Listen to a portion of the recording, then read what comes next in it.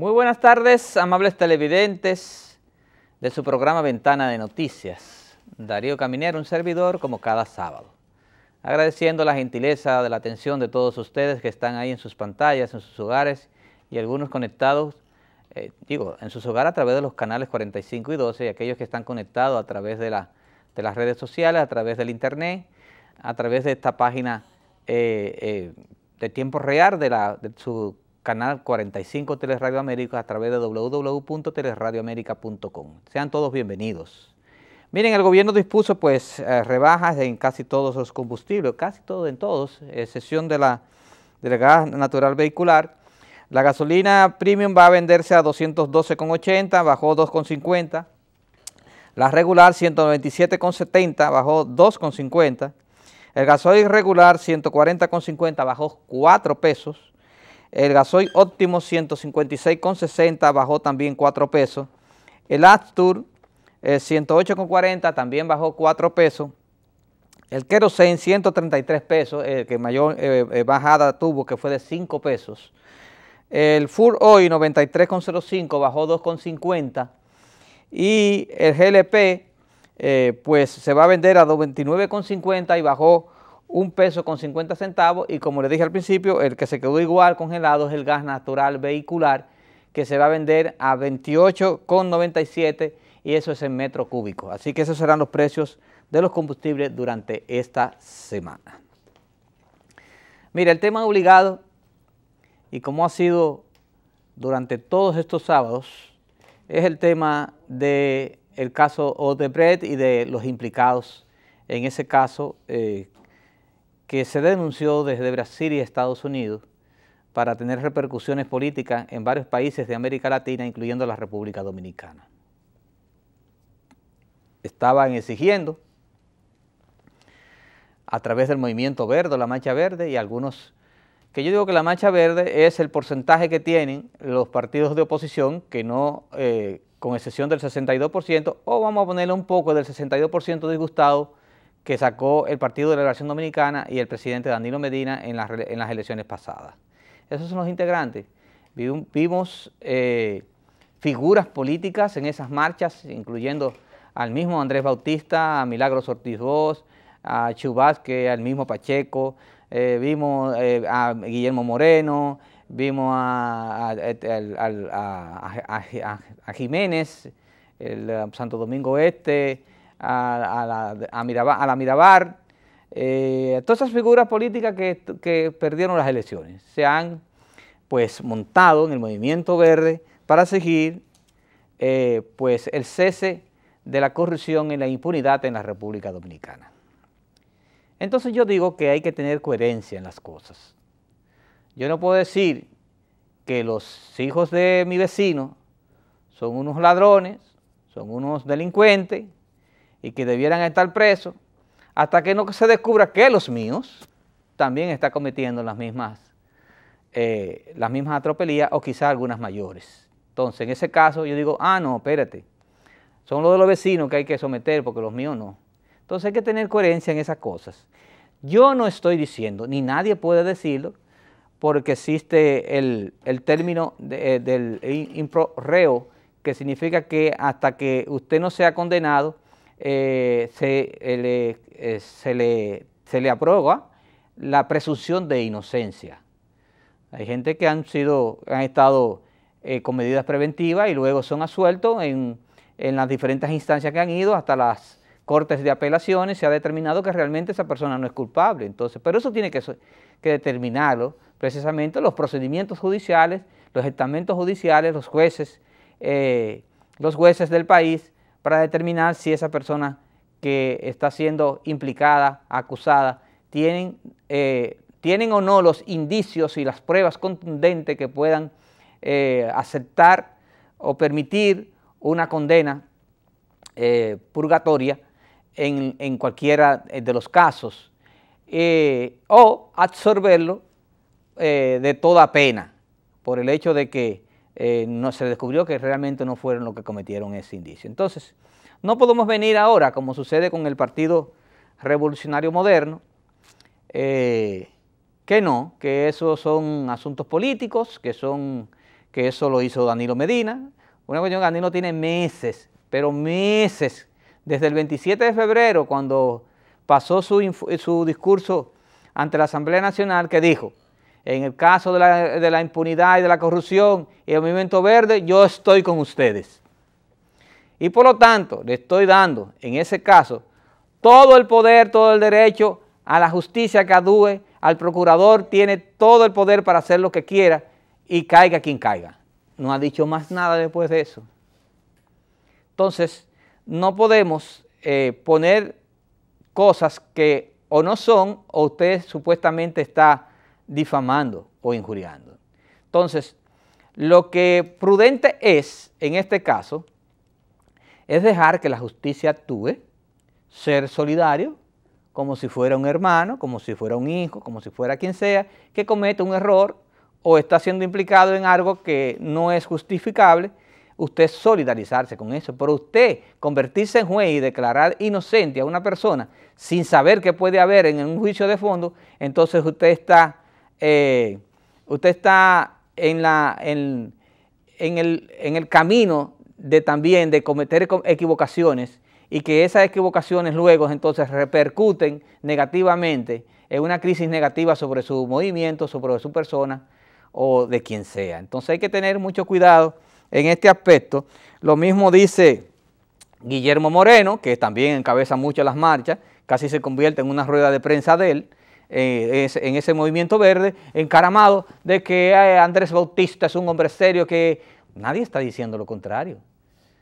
Pero eso tiene que determinarlo porque no fue Danilo Medina, no fue el Procurador General de la República, no fue nadie que en Brasil, ante una delación del que fuera el representante de Odebrecht en la República Dominicana, mencionara nombres.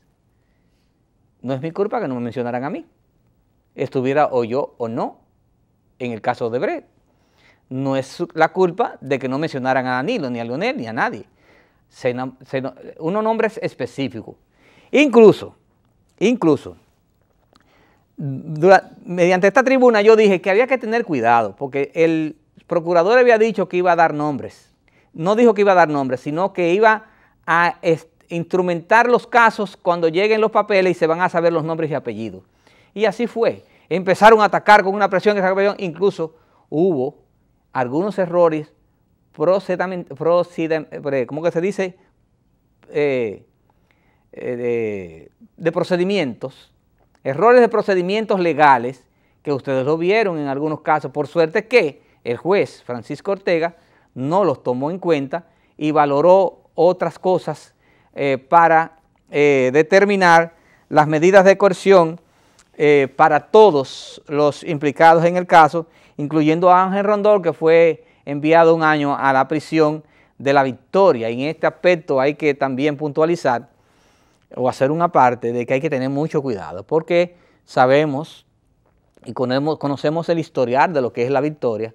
Entonces hay que garantizar la vida de Ángel Rondón, porque recuérdese que es el principal acusado, es el principal que tiene los datos, es el principal que tiene todo. Entonces, hay que tener mucho cuidado con esto, con el caso de La Victoria. No es que se establezcan privilegios, sino que es un caso complejo, ya incluso declarado complejo por Francisco Ortega, y hay que tener mucho cuidado con la vida de Ángel Rondón. A Víctor Díaz Rúa y a Conrado Pitaluga, Temístocles Mondá, Andrés Bautista, Rudy González, César Sánchez y Máximo de Olo fueron enviados entonces a la cárcel de Najayo. Precisamente se habilitaron unas celdas para ellos, que dice el director de prisiones que no son privilegios, sino que se extendieron algunas oficinas para convertirlas en celdas. Esperamos que no sea así, aunque hoy también se presenta de que hay una planta eléctrica que al parecer alguno de ellos la donó, ¿no? ¿Verdad? Porque no creo que la cárcel de Najayo pudiera comprar una planta con esa capacidad que se ve que llegó ahí, según los medios de prensa y que están en los Twitter y están en todos los sitios ya de esta mañana de hoy, esa planta de mucha capacidad llegando a la cárcel de Najayo. Radamés Segura y Roberto Rodríguez, arresto domiciliario por las condiciones pues médicas de ambos. Recuérdese que los dos están afectados de enfermedades, entonces hay que tener también mucho cuidado porque también existe la parte humana, independientemente de ella cometido o no hayan cometido el error o hayan cometido el ilícito penal, cualquiera de ellos. Entonces, ayer fueron llevados a las diferentes cárceles y a sus casas, algunos que tuvieron arresto domiciliario. Entonces, eso fue lo que pasó con el caso de Odebrecht. Yo en este caso he estado muy presente en las redes sociales porque la gente me sigue, me lee en el Facebook, en el Twitter y en el Instagram. Entonces, yo he puesto mis posiciones en ese caso. Yo estaba callado con el caso de Francisco Ortega porque Francisco Ortega lo conozco desde cuando empezó en el periódico El Caribe como periodista. Porque Francisco Ortega, ese juego que usted ahí, es periodista. Primero fue periodista. Y nadie le quita su condición de periodista porque es una carrera que ejerció y es una profesión que él tiene.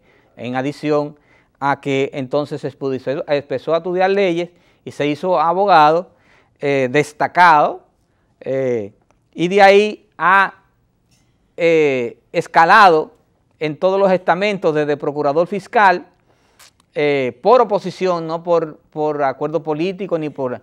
ahí tuvieron una foto de que, señores, los fiscales en esas épocas los juramentaba el presidente de la República. Y eso no quiere decir que esa persona que ganó ese concurso y es juramentado por el presidente de la República tenga compromiso político con nadie ni nada de eso.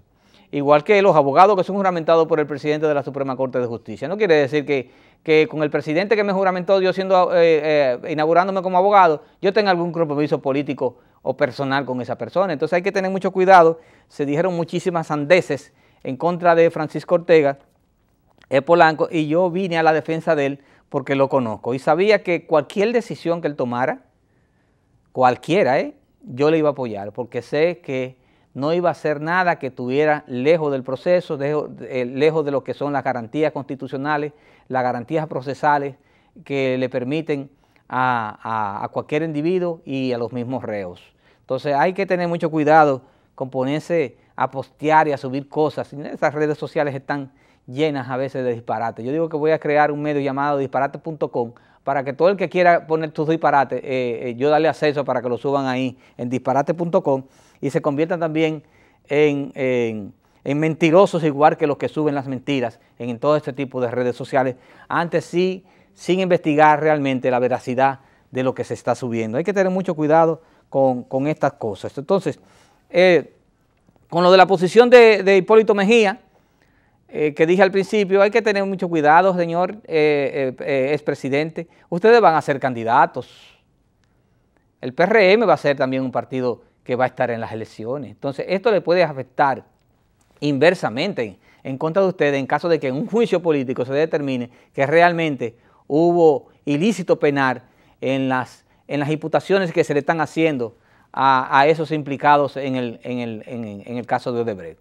El juez Francisco Ortega dio 8 meses, 8 largos meses para que la Procuraduría General de la República, el Ministerio Público, pueda instrumentar más pruebas, pueda instrumentar expedientes, pueda investigar. Y en el caso de Jean Alain Rodríguez, él dijo en ese discurso que habló al presentar los implicados, que estaban todos los que son y son todos los que están en el expediente que él recibió. Él no quiere decir que no vayan a haber más implicados o no vayan a haber más sometidos o no vayan a haber más presos, porque no es adivino, porque los procesos judiciales se inician y cuando viene a ver hay una hilaridad de cosas, hay una cadena de cosas y hay una cadena de implicaciones que los mismos implicados puedan denunciar o los mismos implicados en una negociación de delación para rebajar sus penas puedan negociar con el Ministerio Público, llegar a un acuerdo y decir la verdad y en esa verdad decir, bueno, yo le di también de ese dinero a fulano, a mendango. Entonces fulano y mendango entonces son sometidos, investigados y sometidos entonces también a la justicia. Entonces en este aspecto hay que tener mucho cuidado. El PLD por igual. Yo no digo que los dirigentes del Partido de la Liberación Dominicana vayan y se solidaricen con esos compañeros que tienen presos en la justicia, pero no pueden declarar y no han declarado en ningún momento que son personas inocentes, porque la inocencia, igual que la condena, es una posición de un juez, son la instrumentación de esos expedientes, las pruebas contundentes que determinarán si sí o si no hubo ilícito penal, como he dicho desde el principio. Entonces, los partidos políticos deben tener mucho cuidado en este aspecto, porque se le puede crear una crisis de relaciones públicas que puede afectar incluso su imagen, que desde ya está siendo afectada su imagen, porque ya las redes sociales, muchos dicen, sí, ahora sí están todos juntos, están todos metidos, ahora todo el mundo es inocente y ninguno ha hecho nada, y aquello que lo otro. Entonces eso perjudica pues el ambiente político de este caso en la República Dominicana, con el caso de Odebrecht y los partidos políticos.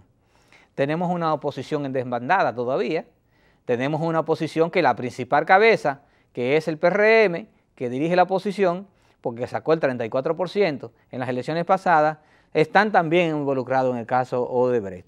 Por lo tanto, dicen algunos analistas políticos que no se visualiza todavía nada descifrable para las elecciones de 2020. Habría que ver cómo se continuarán los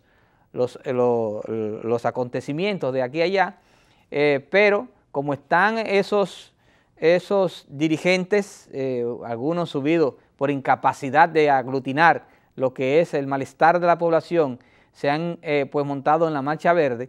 Entonces muchos de ellos ya dejaron de ir a la Marcha Verde, porque dirán, bueno, y ellos tampoco lo querían en la Marcha Verde. Entonces yo digo y sigo insistiendo que la Marcha Verde es un movimiento muy bueno, crea pues el equilibrio de la democracia, permite que el gobierno pueda revisar sus acciones, que los funcionarios que estén o quieran cometer cualquier anomalía no lo hagan, porque se sabe que ya en las redes sociales, en el país, hay un movimiento que lo está acechando y que no es un movimiento enteramente partidista, aunque sí está influenciado por muchos de esos dirigentes políticos que también hoy, de esos que están acusados, marchaban en el movimiento verde, que yo lo decía desde aquí, incluso algunos de las redes sociales querían pues mocharme la cabeza por lo que yo decía,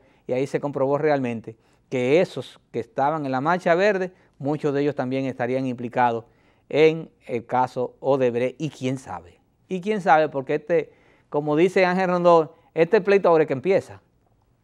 Ya yo tengo un año en la costilla, decía Ángel Rondón, y este pleito que empieza, no se descifró más bien esa clave que él dijo de cuál es el pleito y por dónde es que viene. Pero cuando pasen los días y los meses y venga la desesperación, pues vendrán la oposición a esas medidas, las revisiones a esas medidas que legalmente le corresponden, ir otra vez a una causa para revisar pues esas medidas de coerción impuestas a estos dirigentes. Mientras el presidente Danilo Medina pues designó al arquitecto Nelson Toca Simó en el Ministerio de Industria y Comercio y Pequeñas y Medianas Empresas. Nelson Toca pues fue subsecretario técnico de la presidencia, más bien es un hombre que ha estado ligado muy bien, muy cercano al ministro Temístocles Montaz, viene con él desde otras funciones hasta llegar al ministerio, donde tenía también unas funciones allí importantes, aunque esto no quita la capacidad de Nelson Toca Simó y su tecnicismo, profesionalismo en la materia. Así que Nelson Toca Simó es el nuevo ministro de Industria y Comercio de la República Dominicana, designado pues, en el día de ayer por el presidente de la República.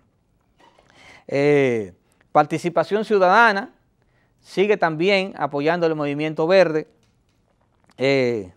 Dice que hubo errores injustificables en los sometimientos, en la instrumentación de los expedientes que fueron presentados por la Procuraduría General de la República. Pero carajo, ¿cómo no van a haber errores? Si ustedes, Participación Ciudadana del Movimiento Verde, desde que llegaron los papeles, empezaron a atacar y atacar, que digan, cuando eso es algo muy delicado. Entonces estamos hablando, se habla de leyes, se habla de sometimiento, se habla de indicios. O sea, entonces, para usted instrumentar un expediente, usted necesita tranquilidad.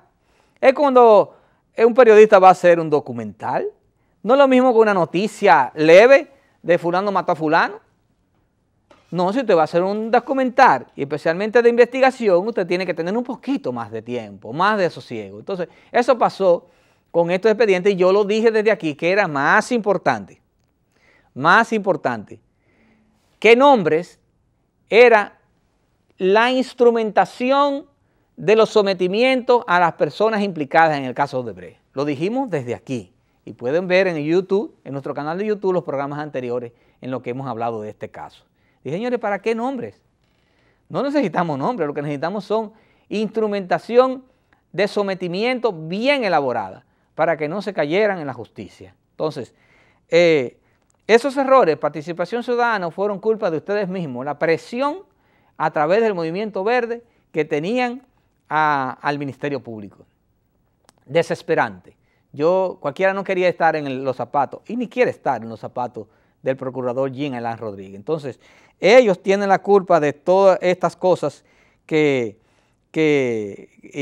dijo también, dijeron, no solamente lo dice Participación Ciudadana, no solamente lo dice el Movimiento Verde, no solamente lo dice la misma oposición que tiene personas implicadas en este caso, sino que también todo el mundo dice, o la mayoría de las personas dicen, que no son todos los que están ni están todos los que son. Ahora, la pregunta es, ¿por qué? ¿Por qué? Si Participación Ciudadana, que tiene la capacidad para investigar y tiene incluso acceso a través de organismos, a través de los Estados Unidos y la USAID y todas las cosas que son los que apoyan a este organismo, lo financian, no investigan, instrumentan expedientes y someten a Danilo Medina, a Leonel Fernández, a Margarita Cedeño de Fernández, a Cristina Lizardo, a mi amigo Párez Pérez y a toda esa gente que yo dice que faltaron.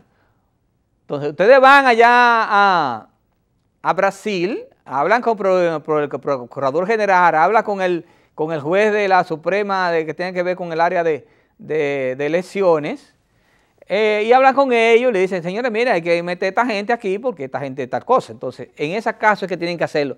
Antes de hablar y decir al aire cosas, es decirlo concretamente con un caso específico y con pruebas específicas. Y así es que trabaja la justicia dominicana, no con especulaciones.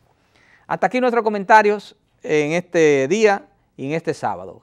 Un sábado totalmente caluroso. Esperamos que pasen un buen fin de semana. Agradecerles a la gentileza de la atención, pero recuérdense que esta es solamente la primera sesión de nuestro programa, porque nuestro programa es una revista de variedades. Tenemos entonces a Rocío Díaz Pichardo y a Julio Caminero. A Rocío Díaz Pichardo en Actualidades Informáticas, a Julio Caminero en la sesión económica, en análisis económico. Así que no se vaya, que en breve regresamos.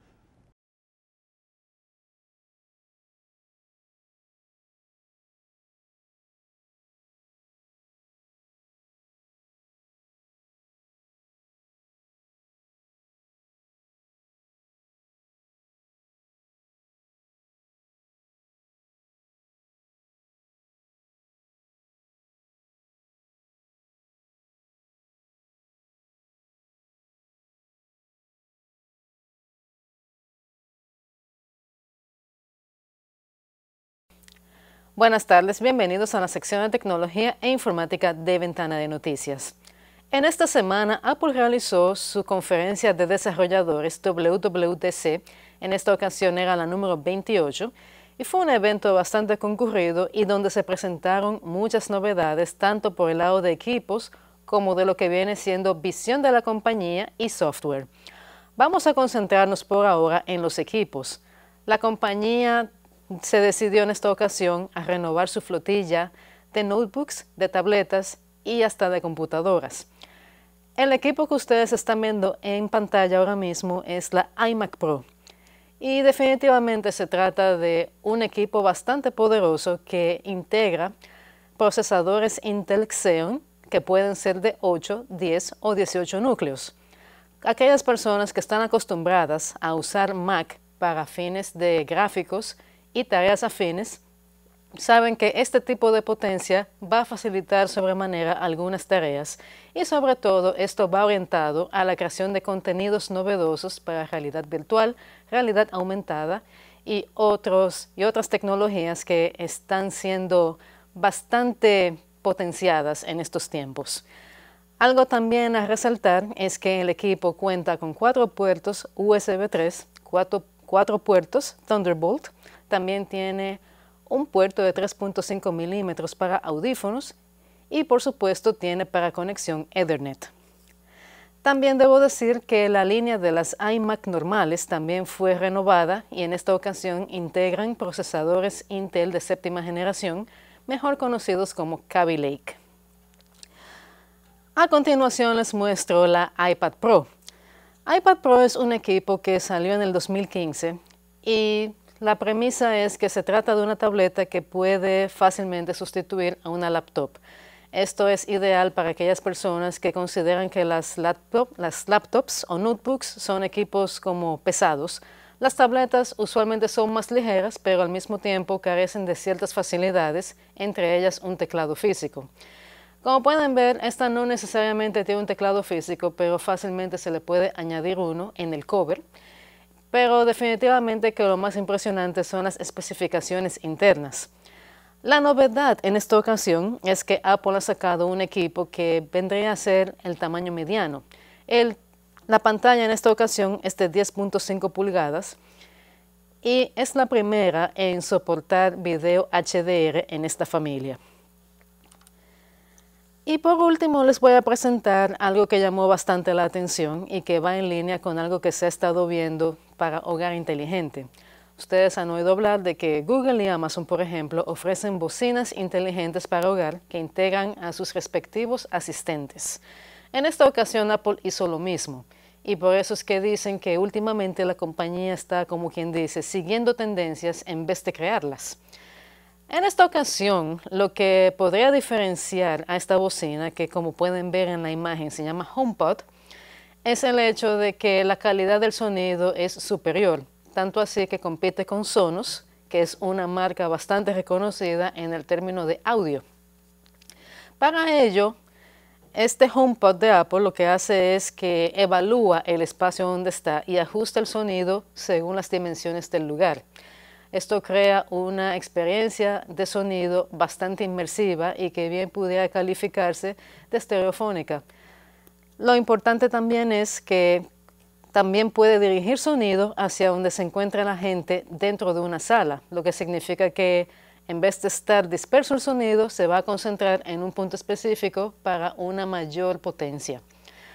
Y definitivamente el diseño también juega un papel muy importante. Si ustedes han visto las bocinas tanto de Google como de Amazon, verán que aquí hay una diferencia considerable. Esto parece una bocina, pero es una bocina minimalista que bien pudiera combinar con cualquier decoración. Y definitivamente es algo en lo que Apple siempre ha destacado. Diseños que llaman la atención, que son limpios y que pueden fácilmente combinarse con otros elementos. Esta bocina tiene un precio de $349 y estará disponible a partir de diciembre. Para finalizar ya, no les di el precio de la iMac Pro. Como habrán de imaginarse, un equipo con esas especificaciones no es barato y definitivamente en este caso $5,000 es su precio inicial, así que ya eso les da una idea. Pero al mismo tiempo, según los ejecutivos de Apple, un equipo similar, pero dentro de la familia Windows, tendría un precio de $7,000 en adelante. Por lo tanto, lo que están diciendo es que en esta ocasión el equipo es caro, pero hay opciones que son más caras. Ya de ahí para allá, ustedes van a la página, leen cada especificación que tenga a nivel ya más detallado y deciden si este es un equipo que vale la pena para sus tareas. Mientras tanto, si desean más detalles, pueden visitar viatech.do y me pueden seguir también en Twitter e Instagram con la cuenta de @viatecnológica. Ya con esto terminado, continúen con Ventana de Noticias y hasta la próxima.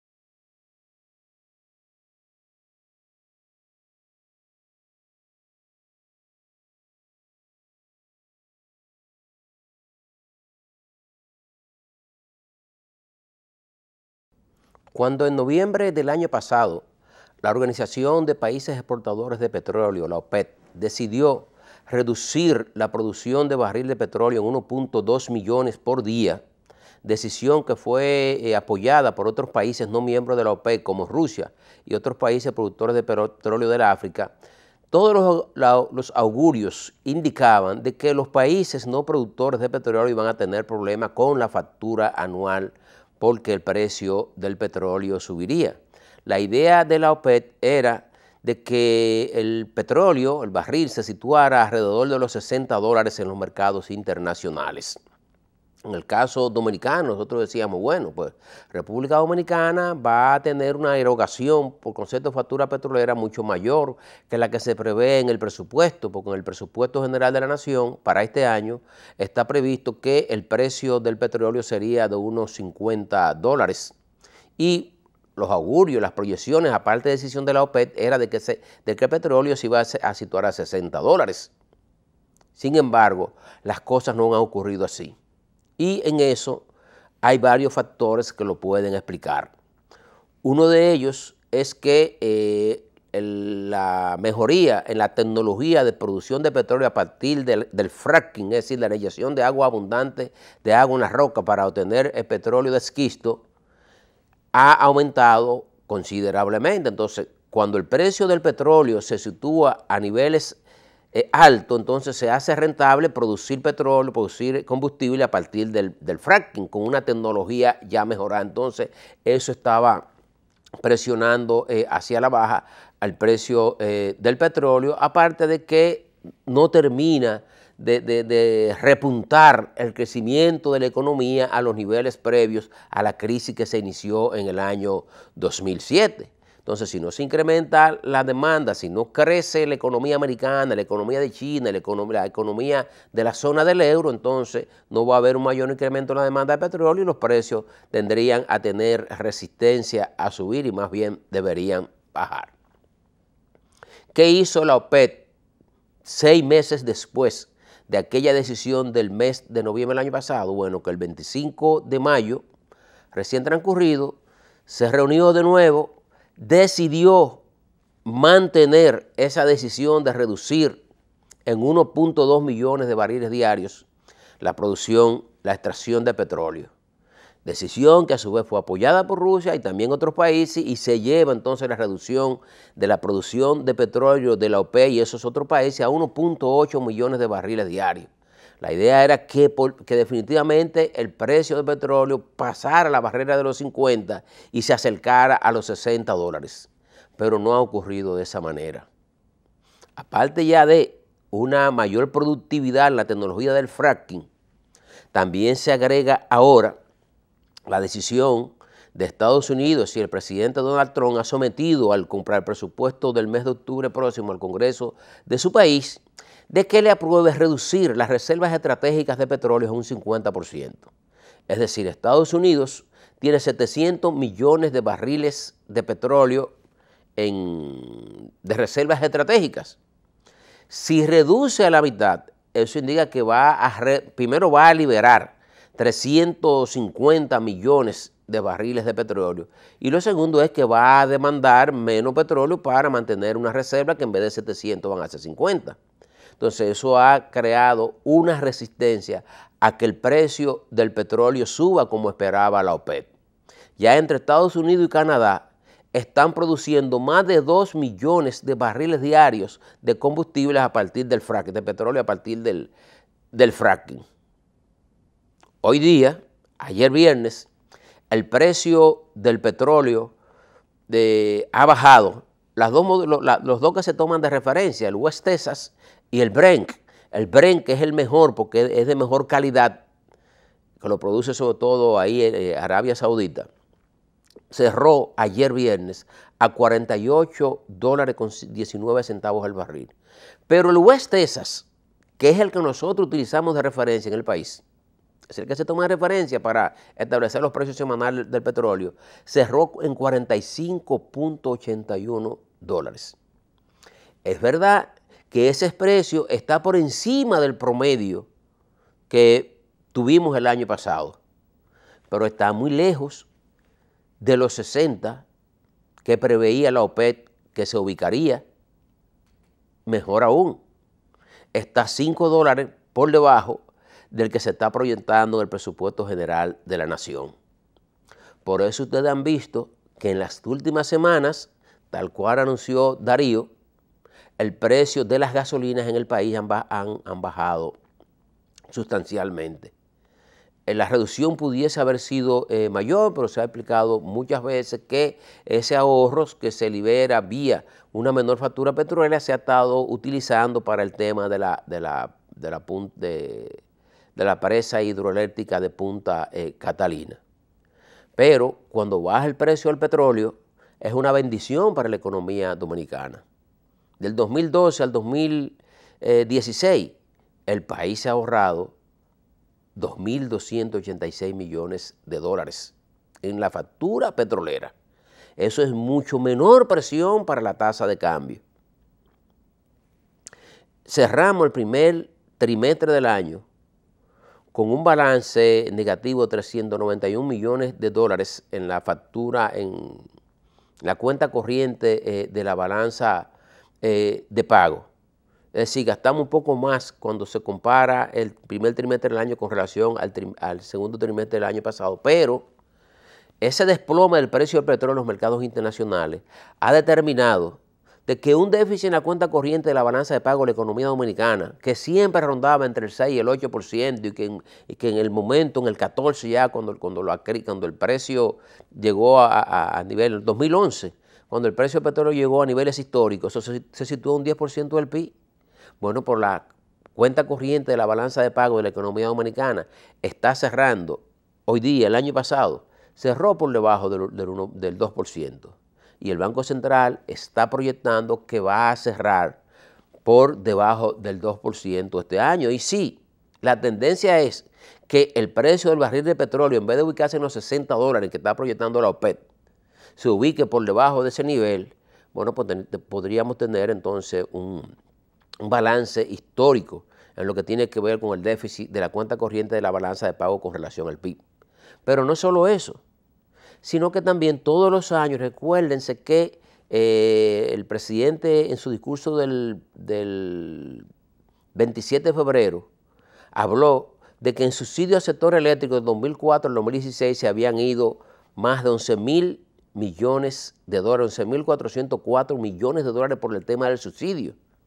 Es decir, se estaba dedicando anualmente más de 1.000 millones de dólares, 1.200 millones de dólares en promedio en subsidio al sector eléctrico. Tan pronto se desplomó el precio del petróleo, hoy día ese subsidio al sector eléctrico ronda entre los 500 y 600 millones de dólares, es decir, prácticamente a la mitad o un 40% de lo que era el promedio histórico hasta el año 2011-2014. De seguir esta tendencia, entonces también tendríamos un impacto favorable en las finanzas públicas vía un subsidio al sector eléctrico mucho menor del que se había estado destinando anualmente. Pero también ustedes vieron de que el Banco Central publicó en esta semana de que en el mes de mayo la inflación cerró negativa en 0.11%. En ese cierre así negativo de 0.11% de la tasa de inflación del mes de mayo tiene mucho que ver el comportamiento del precio del petróleo, porque el precio del petróleo impacta absolutamente en todo, incluso usted ve en algunos casos, si usted busca en la publicación que hace el Banco Central, de que el tema de transporte es que jala hacia abajo la inflación cuando ustedes ven la gráfica. Entonces, evidentemente, de que a pesar de que cuando se compara la inflación interanual, mayo 2017 contra mayo 2017, la tasa de inflación es 3.51%, un poco más alta que la que habíamos visto y tendría que ser así porque, como lo dijimos ahorita, el precio promedio del petróleo, aunque está por debajo de los 60 que quiere la OPEP, está por debajo de los $50 que está contemplado en el presupuesto, pero es un nivel de precio superior al promedio del año pasado que estuvo alrededor de los $40, por lo menos aquí en los mercados internacionales y aquí en el país. Así de que, de continuar esta tendencia, entonces nosotros nos veríamos favorecidos a nivel macroeconómico y a nivel micro, los que tenemos vehículos y entonces compramos un galón de combustible más barato que el que preveíamos a que se iba a vender un precio del galón de las gasolinas, del gasoil, del gas natural, del fuel oil y todo este tipo de combustible. Nosotros queremos referirnos a propósito de estar hablando del tema transporte, como dice, como que el cerebro funciona como por lámina. O sea, una lámina nos llamó la atención sobre un acuerdo que firmaron la Asociación de Importadores de Artículos Usados, piezas usadas de vehículos y la Dirección General de Aduanas para combatir lo que es el mercado ilegal. Evidentemente que es posible, en todos los países puede existir este tipo de trasiego, en unos más, en unos menos, siempre hay ciertas fricciones en determinados sectores de algunas mercancías que se introducen de contrabando, se venden por debajo del precio porque no pagan los impuestos y eso es una competencia desleal para aquel que tiene su negocio organizado, que paga sus impuestos, que paga los arbitrios al ayuntamiento, así que cumple con todos sus deberes fiscales. Aquel que no cumple, bueno, pues puede vender más barato, entonces eso, claro que es una competencia desleal. Pero ¿por qué a nosotros nos llama la atención la firma de este acuerdo? Bueno, nos llama la atención porque más que un acuerdo de esta naturaleza, uno quiere ver un día cuándo es que el organismo que tenga que ver con esto, pienso yo que la Policía Nacional, quizá hasta el mismo Industria y Comercio, van a erradicar ese comercio ilegal de piezas usadas de vehículos o de algunos accesorios, por ejemplo, los retrovisores. Mire, es posible que si usted le pregunta a 10 personas que tiene vehículos, se va a encontrar con que probablemente entre 5 y 7 de ellas le van a contestar que en el transcurso de los últimos meses, el último año, los últimos 2 años, le han robado el retrovisor. Y esos retrovisores, eso cuesta. O le han robado los logos, o que le robaron el tapabocina, o que le montaron una goma y se la llevaron para vender los aros. Ahora usted diría, bueno, pero que se llevaron esas gomas y de manera subrepticia, quizá buscaron un barco de estos subterráneos, un barco sumergible, y lo enviaron a otros países para venderlo. No, porque a ustedes les roban una pieza. A mí me robaron el retrovisor de Mellepete y yo sé que yo voy allá a Villajuana y lo voy a encontrar, probablemente el mismo mío. Entonces, ¿cómo la policía no puede combatir eso? Nosotros esperamos que además de este tipo de acuerdo a que llegó la Dirección General de Aduanas con la Asociación de Importadores, se le entre de una vez y por todo mano a ese mercado ilegal que lo que fomenta el robo y la delincuencia nos hace daño. A lo que con mucho sacrificio compramos un vehículo para que de repente cuando bajemos, ya mira, me llevaron retrovisor, tengo que buscar 4 o 5 mil pesos dependiendo del tipo de vehículo, porque hay retrovisores que cuestan 25 mil pesos, que usted no lo tiene a mano o andar sin él hasta que pueda. Nos vemos el próximo sábado en su programa Ventana de Noticias.